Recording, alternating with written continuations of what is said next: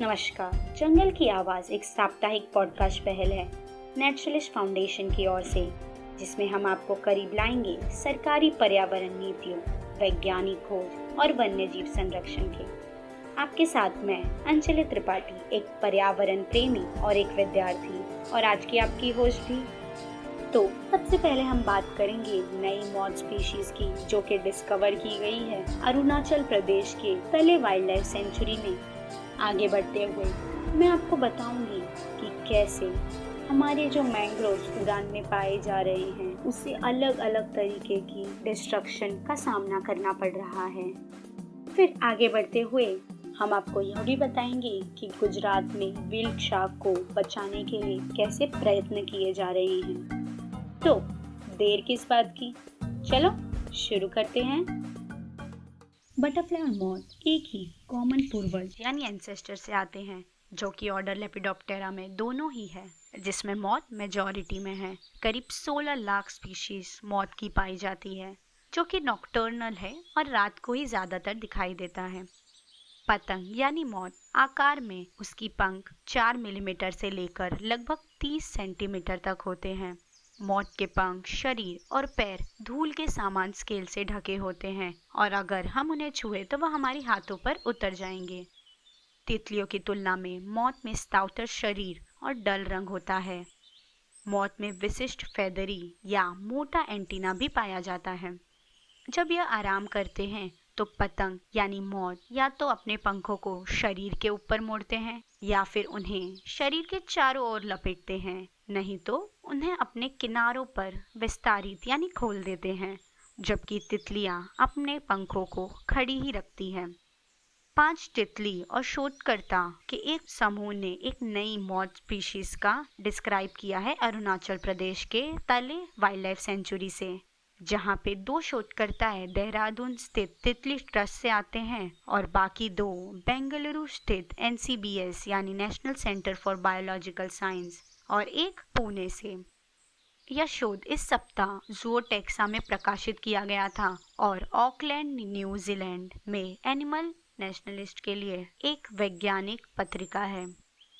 हमने जिन नई पतंग प्रजातियों की खोज की है वे दुर्लभ जीनस मेटालोल्फिया से संबंधित है, जिनमें से केवल 16 प्रजातियां विश्व स्तर पर और 3 भारत में जानी जाती है। तितली ट्रस्ट के संजय सोंदी ने कहा, हमने तले वन्यजीव अभ्यारण्य के बाद इसे मेटालोल्फिया टेलेंसिस नाम दिया है, जहां इसकी खोज हुई थी। नई प्रजाति जिनमें से शोधकर्ताओं ने 2 नमूने एकत्र किए हैं, उसे अगस्त के महीने में ही अब तक तले वाइल्ड लाइफ सेंचुरी में दर्ज किया गया है। इसे किसी अन्य स्थान पर नहीं देखा गया है। इसके जीवन इतिहास के बारे में भी अभी तक कुछ नॉलेज नहीं है। शोधकर्ताओं ने पिछले साल अगस्त में तले वाइल्ड लाइफ सेंचुरी से इसी जीनस के एक अन्य प्रजाति मेटालोल्फिया ओपालिना के 3 नमूने भी एकत्र किए। इस प्रजाति के 2 नमूने आखिरी बार सिक्किम में 1886 और 1889 में देखे गए थे। यह प्रजाति 1893 में नेपाल में भी देखी गई थी। ज़ूओटेक्सा लेख ने कहा, अरुणाचल प्रदेश के लोअर सुबनसिरी जिले में तले वाइल्ड लाइफ सेंचुरी से एकत्र मेटालोल्फिया ओपालिना की 3 प्रजातियां भारत से इस प्रजाति के पहले प्रकाशित रिकॉर्ड को दर्शाता है। कोरोना वायरस के दौरान लॉकडाउन के कारण पर्यावरण अधिकारियों की निगरानी और जांच न होने का फायदा उठाते हुए 1 अप्रैल तक करीब 15 दिन उड़ान के कूड़े के ढेर में आग लगातार जलती रही, जिससे अनियंत्रित प्रदूषण हुआ था। एनवायरमेंटलिस्ट ने बताया है कि आग ONGC पाइपलाइन के पास मैंग्रोव पर फैलने लगी, यहाँ तक कि आसपास के 3000 से अधिक लोगों को जहरीले धुएं का सामना करना पड़ा। और इस तरह की छोटी आग 2019 के बाद से लगी रही है, खासकर बोरी पखाड़ी और पड़ोसी हनुमान कोलीवाड़ा में। लोगों को जलते प्लास्टिक, रबर, टायर और अन्य गोबर से निकलने वाले धुएं के कारण सांस लेने में तकलीफ का सामना करना पड़ रहा है। यहाँ तक कि मैंग्रोव लगातार दम तोड़ रहे हैं। पुलिस ने लोगों के खिलाफ IPC की धारा 336 के अंतर्गत हल्के प्रबंधन के तहत FIR दर्ज की, जिसमें 3 महीने की जेल या फिर 250 रुपए के जुर्माने लगाए गए हैं। आगे बढ़ते हुए 28 अगस्त 2020 को अज्ञात व्यक्तियों द्वारा उड़ान में सेंसिटिव पंजे क्षेत्र में 50 से अधिक मैंग्रोव पेड़ काट दिए गए हैं। स्थानीय निवासी और बर्डर पराग घरात ने पाया कि पंजे की क्रीक एंड की ओर 40 मैंग्रोव पेड़ को काट दिया गया, जहां से हाई टाइड का पानी क्षेत्र में बहता है। उनका कहना है, मैंग्रोव को रात भर या सुबह हैक किया जा रहा है और शाखाओं को साइट पर ही छोड़ दिया जा रहा है। महाराष्ट्र वन विभाग ने कहा कि ये उल्लंघन घटना स्थल पर अपनी जांच शुरू करने से पहले ही आता है। घरात ने बुधवार को 213 हेक्टेयर प्रवासी पक्षी बसेरा क्षेत्र के मध्य भाग में इस तरह के उल्लंघन देखे थे, जिससे एनवायरमेंटलिस्ट शिकायतें दर्ज हुई थी। वह बहुत कम पेड़ साइट पर बचे हैं और वह तेजी से खोए जा रहे हैं। एनवायरमेंटलिस्ट ऐश्वर्या श्रीधर ने कहा, यह मैंग्रोव पेड़ लगभग 5 से 6 फुट लंबे होते हैं और कॉर्मोरेंट, गोल्डन प्लोवर, उल्लू के लिए रूस्टिंग पॉइंट हुआ करते थे और एक बड़ी जैव विविधता यानी बायोडायवर्सिटी का घर भी, और अब हम यह सब खो रहे हैं। मैंग्रोव के 50 मीटर के भीतर निर्माण और नष्ट करने पर बॉम्बे हाई कोर्ट ने सितंबर 2018 में प्रतिबंध लगा दिया था।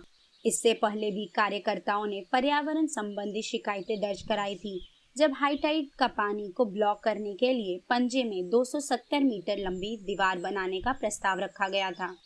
इस मुद्दे को एचसी द्वारा नियुक्त समिति की अगली बैठक में उठाया जाएगा, क्योंकि मैंग्रोव यह पक्षी समृद्ध क्षेत्र की रक्षा करने की कोशिश कर रहा है। कंजर्वेशन एक्शन ट्रस्ट कैट ने महाराष्ट्र सरकार के विभिन्न निकायों और राज्य सचिवों से मिलकर एक एचसी द्वारा नियुक्त उच्च शक्ति समिति के साथ शिकायत दर्ज की। कैट के कार्यकारी ट्रस्टी डेबी गोयनका कहते हैं, उन्होंने एक और शिकायत दर्ज कराई थी। बार बार अपराध एक ही स्थान पर हो रहे हैं, फिर भी फॉरेस्ट डिपार्टमेंट उनके परमानेंट स्टाफ से पूछताछ नहीं कर रहा और न ही कोशिश कर रहा है पुलिस के साथ मिलकर यह जानने की कि यह काम कर कौन रहा है। मैंग्रोव सेल के अनुसार, हमने रायगढ़ जिला कलेक्टर से इस मुद्दे पर टिप्पणी मांगी है। रेंज वन अधिकारी को तत्काल रिपोर्ट सौंपने को भी निर्देश किया है। इस बीच सितंबर में हमारी अगली एचसी नियुक्त समिति की बैठक के दौरान यह मामला फिर से उठाया जाएगा। पंजे वेटलैंड के पश्चिम की ओर मैंग्रोव को एक नैरो पैच से घिरा हुआ है, जिसे राज्य सरकार द्वारा कोस्टल रेगुलेशन क्षेत्र 1 घोषित किया गया है। इस पैच से मैंग्रोव का विनाश की सूचना भी मिली थी। उड़ान से बाहर काम कर रहे लैंड माफिया पेड़ों को हैक करते रहेंगे और जब तक रेन वाटर और हाई टाइड आ रहे हैं। एचसी द्वारा नियुक्त समिति के सदस्य स्टैनली डी कहते हैं कि जैसे ही मौसम की स्थिति बदलती है, माफिया बताते हैं कि क्षेत्र में मैंग्रोव नहीं है और आप वहां कंस्ट्रक्शन कर सकते हैं। यह समय है कि मुख्यमंत्री बड़े पैमाने पर इकोलॉजिकल विनाश और मछली पकड़ने वाले समुदाय के लाइवलीहुड के ऊपर ध्यान दे। जिस तेजी से कोस्टल शहर में विशाल इंडस्ट्री, सड़क और फ्लाईओवर की परियोजनाएं आ रही हैं, रायगढ़ जिले के इस एक ग्रीन लंग्स को बंजर भूमि में बदल दिया है, जहां अनियंत्रित लैंड फिलिंग की गतिविधि के कारण मैंग्रोव जल्दी से मर रहे हैं। जो स्थानीय लोगों के अनुसार पिछले कुछ वर्षों से वहां पर बेमौसम बाढ़ बढ़ रहे हैं, लेकिन केवल इस साल के शुरू में ध्यान दिया गया, जब होली के अवसर पर हाई टाइड के दौरान लगभग 5 गांव बाढ़ का सामना कर रही थी। उड़ान में उड़ान वेटलैंड के विनाश ने मछली पकड़ने वाले समुदाय को प्रभावित किया है। यह हमारा कॉन्स्टिट्यूशनल राइट है कि हम अपने हिसाब से अपना व्यापार चुन सकते हैं, लेकिन यह भी उनसे छीना जा रहा है। 2019 में केवल 2 फ्लेमिंगो दिखाई दिए गए थे यह ड्राई पैच पे, और जब हर जगह सामान्य स्थिति लौट रही थी, लेकिन यह पेड़ों को काटना और आग लगने के वजह से नष्ट हो जाएगी। हम इस बात को लेकर परेशान हैं कि अधिकारियों को अभी तक उड़ान में बोरी पखाड़ी में मैंग्रोव और वेटलैंड से 13 साल पुराने कूड़े के ढेर को साफ करना है। यह ग्रीन ग्रुप्स ने एक कैंपेन भी चालू किया है, जिसे टंग इन चीक करके protect the field and punish the sea plant, जिसका मतलब यह है कि गुनहगारों को बचाओ और सी प्लांट को सजा दो। यह सुनकर भी 1 इंच भी कूड़ा नहीं हटाया गया है। इसके विपरीत गंदगी बढ़ती ही जा रही है। मरीन इकोसिस्टम और वहाँ के लोग पहले से ही बहुत प्रॉब्लम फेस कर रहे हैं, और उसे कम करने के लिए हमें स्पष्ट रूप से मजबूत और उपयोगी डिसीजन की ज़रूरत है, जिससे हम उड़ान मैंग्रोव और वेटलैंड को बचा सकेंगे। 30 अगस्त एक अंतर्राष्ट्रीय व्हेल शार्क दिवस के रूप में मनाया जाता है। यह सब इन विशाल प्राणियों को जश्न मनाने के बारे में है और समुद्री संरक्षण इस शार्क प्रजातियों के उद्देश्य से प्रयासों को प्रोत्साहित करने के लिए। गुजरात राज्य में भारत का सबसे लंबा समुद्र तट है। गुजरात के 1600 किलोमीटर लंबे तट से व्हेल शार्क अक्सर ही देखी जाती है। गुजरात में पोरबंदर, ऊना, मैंगरोल, सूत्रपाड़ा आदि कोस्टल लाइन पर व्हेल शार्क अक्सर देखी जा रही है।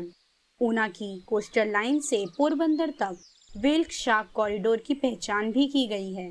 व्हेल शार्क को 40 से 50 फुट के अपने औसत आकार के साथ दुनिया में सबसे बड़ी मछली का ओहदा मिला है। बट दुख की ये बात है कि हाल ही में यह पता चल रहा है कि इससे एक्सपोर्ट किया जा रहा है इनके पंखों और मांस को। सरकार ने मई 2001 में लुप्तप्राय मछलियों को वन्यजीव अधिनियम के अनुसूची 1 में रखकर व्हेल शार्क पकड़ने और व्यापार पर प्रतिबंध लगा दिया है, जिससे इसे हाईएस्ट कानूनी संरक्षण प्रदान किया जा सके। व्हेल शार्क के बारे में जागरूकता फैलाने का अभियान का नेतृत्व wildlife trust of India और उसके साथ ही international fund for animal welfare द्वारा किया जा रहा है और राज्य में इनके साथ 2 प्रमुख कॉर्पोरेट हाउसेस भी समर्थन दे रही है, जो है गुजरात हैवी केमिकल लिमिटेड और Tata chemical limited. Whale shark का 40 फीट का मॉडल, जिसे मीठापुर शहर में प्रदर्शित किया गया था, एक पल में भीड़ खींचने वाला साबित हुआ। इसके सरासर बड़े आकार से उत्तेजना और विस्मय उत्पन्न करने में सफल हुआ। बच्चों और उनके माता पिता दोनों ही इसे छूने और इसे महसूस करने के लिए व्हेल शार्क पर कई नुक्कड़ नाटकें भी की गई, जिससे गुजरात में लोग इसे अपना गर्व मान सके। अभियान प्रबंधक धीरेश जोशी ने कहा, व्हेल शार्क को पकड़ने वाले समुदाय के बीच जागरूकता पैदा करने के लिए अधिनियति स्ट्रीट प्ले के साथ हमने छोटे कस्बों और मछली पकड़ने वाले गांवों में भी यह सब किया ताकि वह जागरूक हो जाएं।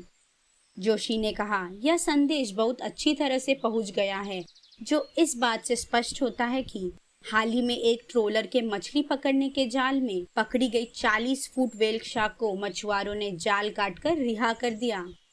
अभियान के माध्यम से जागरूकता ने मछली को गुजरात के गौरव के रूप में स्वीकार करने में सफलता हासिल की है।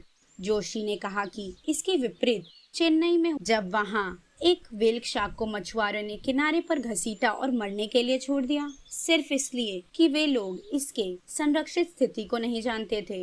इस साल की शुरुआत में लोकप्रिय धार्मिक नेता मुरारी बापू इस अभियान के लिए राजदूत बनने पर सहमत हुए और औपचारिक रूप से गुजरात में अभियान शुरू किया गया। लॉन्च पर संबोधन में मुरारी बापू ने गुजरात के तट पर जाकर व्हेल शार्क की तुलना अपने माता पिता से मिलने वाली बेटी से की और कहा कि यह वास्तव में दुखद ही है कि मछुआरों ने इसकी रक्षा करने के बजाय इस विशाल कई का शिकार किया और इसके लिए ऐसा स्थिति पैदा कर दिया है। ओखा से दीव तक गुजरात के तट पर चले गए अभियान के दौरान 2 शहरों पोरबंदर और दीव ने व्हेल शार्क को शहर में शुभंकर के रूप में अपनाया है। दिसंबर 2016 से शुरू किए गए परिवर्तित ऑपरेटिंग प्रोटोकॉल को ध्यान में रखते हुए OBM आउटबोर्ड मोटर मछली पकड़ने वाली नौकाओं के साथ WTI टीम नेटवर्क चल रही व्हेल शार्क बचाव की समय पर सूचना प्राप्त करने के लिए काम कर रही है। प्रोटोकॉल में इस परिवर्तन ने 3 सफल व्हेल शार्क टैगिंग के रूप में फल दिया है, जिनमें से एक ने WTI को 200 से अधिक दिनों के लिए एक महिला व्हेल शार्क को ट्रैक करने में सक्षम बनाया। पहली और सबसे लंबी व्हेल शार्क प्रवासी को भारतीय उपमहाद्वीप से ट्रैक किया जाएगा। 11 नवंबर 2017 को मोहन पांचा चौहान नाम के एक ODM मछुआरे ने WTI रेस्क्यू टीम को सूचना दी कि सूत्रपाड़ा तट से दूर उसके मछली पकड़ने के जाल में एक व्हेल शार्क उलझ गई है। प्रक्रिया के अनुसार जूनागढ़ के उप वन संरक्षक को सूचना दी गई और स्थानीय वन अधिकारी बचाव व टैगिंग अभियान में शामिल थे। WTI टीम ने जेनेटिक एनालिसिस के लिए टिश्यू सैंपल भी इकट्ठा किया, जिसके बाद सैटेलाइट टैग को अटैच कर व्हेल शार्क को मुक्त कर दिया गया। तैनात टैग पहले 20 दिन के लिए हर दिन संकेत संचारित करने के लिए प्रोग्राम किया गया था और उसके बाद हर अगले दिन। यह व्हेल शार्क संरक्षण परियोजना के तहत पूरा 8वां सफल टैगिंग था। सूत्रपाड़ा 27 फरवरी 2017 को व्हेल शार्क संरक्षण परियोजना के तहत सौराष्ट्र तट से उपग्रह से टैग किए गए एक नर व्हेल शार्क के प्रवासी रास्ते को wild life trust of India और गुजरात वन विभाग द्वारा टाटा केमिकल लिमिटेड के समर्थन से संचालित किया गया। अब 100 से अधिक दिनों के लिए उपग्रह के माध्यम से उसकी निगरानी की जा रही है। टैग की गई व्हेल शार्क फिलहाल भारत और ओमान के बीच अंतर्राष्ट्रीय जल क्षेत्र में है। इसने लगभग 1600 किलोमीटर की दूरी तय की है। Wild life trust of India whale shark संरक्षण की दिशा में इतना प्रयास दे रहा है। स्थानीय लोग और अथॉरिटी भी उनका समर्थन करते हैं। इस प्रकार इस परियोजना को एक मुकाम हासिल हुआ है। मैं जानकारी के लिए wild life trust of India का शुक्रिया करना चाहूंगी। आप सभी का शुक्रिया। हमारी यंग टीम बहुत मेहनत से यह पॉडकास्ट बना रही है और आगे भी बनाती रहेगी। और अगर आपको हमारा यह पॉडकास्ट पसंद आया हो तो ज़रूर लाइक, शेयर और सब्सक्राइब करें ताकि आप कोई भी अपडेट मिस ना करें। और अगर आपको हमारी यह मेहनत और काम पसंद आया हो तो पैट्रियन से हमारी मदद भी करें। धन्यवाद।